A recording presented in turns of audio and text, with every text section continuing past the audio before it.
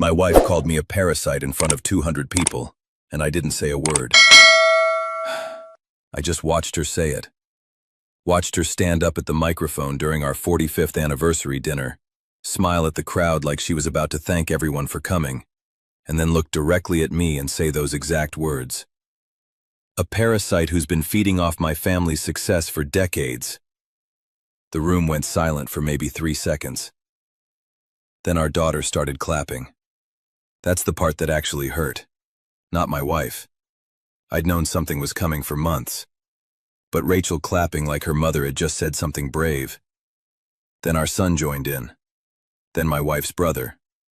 Then the applause spread like a disease through the entire banquet hall, until I was sitting alone at a table full of empty chairs, surrounded by 200 people celebrating my public humiliation. I didn't stand up, didn't defend myself, didn't even change my expression. I just sat there with my hands folded on the tablecloth, watching my wife bask in whatever moment she thought this was. She had notes, actual printed notes she'd prepared. She talked for 6 minutes about how I'd contributed nothing to our family, how everything we had came from her father's construction empire, how I'd been coasting on her name since the day we married. She wasn't wrong about where the money came from. She just had no idea where it was going. I let her finish, let her take her bow, let the crowd settle back into their seats. Then I stood up, buttoned my jacket, and walked to the exit. My attorney was waiting in the lobby with documents I'd signed that morning. By midnight, I was gone. The funny thing about being called a parasite is that parasites don't usually build the host. My name is Daniel, and I met my wife, Catherine, 46 years ago at a construction site her father owned.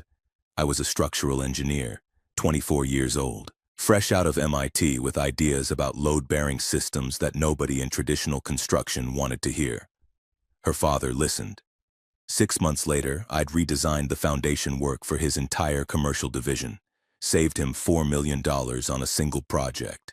He promoted me to lead engineer, then VP of operations, then made me a partner when I married his daughter. Catherine worked in marketing, made brochures, attended charity luncheons, looked good at company events. I designed every major building her father's company built for the next 20 years.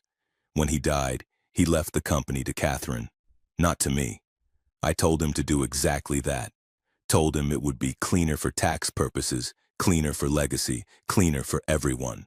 I didn't need my name on paperwork. I had equity agreements, profit sharing, legal protections built into contracts I'd written myself. Catherine never read those contracts. Neither did our kids, apparently. They grew up thinking mommy owned a construction empire and daddy just worked there. Rachel became a lifestyle influencer, spent money on camera equipment and designer clothes, posted about her self-made success while living in a house I'd designed and paid for. Our son Marcus managed one of the company divisions, had an executive title, a corner office, and no idea how anything actually functioned. They thought the money just appeared.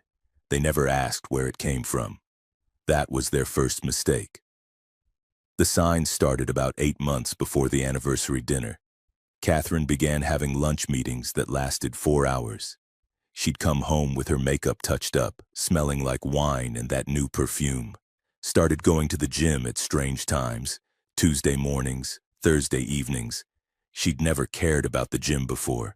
I didn't confront her. I just started paying attention. Her phone was always face down now. She changed her passcode, started closing the laptop when I walked into a room. Little things that add up when you know what to look for. Then I noticed something else. She'd hired a new CFO at the company, someone I'd never met, never approved. A guy named Trevor who was 36 and had an MBA from a school I'd never heard of. She mentioned him constantly. Trevor suggested this. Trevor analyzed that. Trevor thinks we should restructure. I looked into Trevor. He had 2 failed startups and a bankruptcy from 2019. But he had good hair and wore expensive suits, so apparently that was enough. Then Rachel started talking differently about money. Started mentioning that maybe it was time I stepped back from company decisions. That mom deserved to run things her way. That my old school approach was holding everyone back. Marcus agreed. Said it during a family dinner like he'd been practicing the line. Said the company needed fresh vision, and maybe I should consider retirement. They'd been talking about me, planning something. I could feel it. So I started planning too. I pulled every contract I'd ever signed, every equity agreement, every profit-sharing document, every legal protection I'd built into the company structure over 4 decades. I read them all again, very carefully. Turns out I'd been thorough. I found the real proof 3 weeks before the anniversary dinner. Catherine left her laptop open in the kitchen. She was upstairs getting ready for another gym session, and I walked past it on my way to make coffee. The screen was still lit. Email open. I shouldn't have looked, but I did. The email was from Trevor. Subject line, updated buyout proposal. I read the whole thing standing there with the coffee pot in my hand. They'd been planning to force me out for 6 months. Trevor had convinced Catherine that I was dead weight, that my equity agreements were draining company profits, that they could restructure, buy out my shares at a fair market value Trevor had calculated himself, and run the company more efficiently without me. The number he'd proposed was insulting. 22 million for shares actually worth close to 400 million. But that wasn't the worst part. The worst part was the next email, from Catherine to her attorney, discussing divorce strategy, how to position me as financially dependent, how to claim I'd contributed nothing of value, how to make sure the settlement favored her. She wanted the house, the cars, full control of the company. She was willing to give me 12 million total and call it generous. There was another email, this one from Rachel, talking about how the intervention at the anniversary party would be the perfect opportunity. Public setting, family support. Make Dad look foolish enough that he'd just accept whatever deal they offered rather than fight it. Marcus had responded with a thumbs-up emoji. I closed the laptop exactly how I'd found it. Then I called my own attorney. We had 2 weeks to prepare. My attorney's name is Philip. We've worked together for 30 years. He didn't seem surprised when I explained everything. "How bad do you want this to be?" he asked. I thought about that question for a long time. Thought about 45 years of marriage. Thought about my kids choosing their mother's money over basic decency. Thought about being called a parasite in front of 200 people as part of a planned humiliation. "Complete," I said. Philip nodded, started pulling files. Turns out those equity agreements I'd written weren't just profit-sharing contracts. They were structural. The company couldn't operate without my signature on specific documents, couldn't access certain accounts, couldn't authorize major contracts or insurance policies, couldn't even process payroll above a certain threshold without dual authorization. I'd built it that way 40 years ago as protection. Never thought I'd actually need it. Catherine had no idea. She thought her name on the ownership papers meant she controlled everything. She never looked deeper, never questioned why certain company functions still required my approval. She just assumed it was old paperwork nobody had bothered updating. It wasn't. Philip and I spent 2 weeks quietly preparing. I signed new agreements with myself through a secondary LLC I'd maintained separately, transferred certain intellectual property rights, restructured some contracts, all legal, all enforceable, all invisible to anyone not specifically looking. I also moved money, not illegally, just carefully, into accounts that were mine alone, accounts established decades ago that Catherine had forgotten existed. Then I did something else.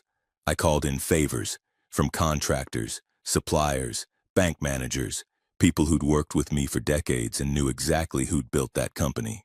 I told them what was coming, told them to wait for my signal. They agreed immediately. The anniversary dinner happened exactly like they'd planned it. Catherine gave her speech, called me a parasite. The kids clapped. The room followed. I sat there and took it without saying a single word. What they didn't know was that I'd already signed the divorce papers that morning. Philip had them ready. Clean separation, no contest. I didn't ask for anything except what was legally mine, which, as it turned out, was almost everything. I left the banquet hall at 8:40 p.m., drove to a hotel near the airport, checked in under a name Catherine wouldn't recognize. Then I sent a single email to Philip. 2 words. Execute everything. He'd been waiting. At 9 p.m., every contractor working on the company's active projects received notification that their contracts were void. Not from Catherine, from me. The contracts had clauses she'd never read, clauses that required my ongoing participation as lead engineer. Without my signature, the agreements terminated automatically. 14 major construction projects stopped immediately. At 9:30, the company's primary insurance provider received documentation that I was no longer affiliated with the business.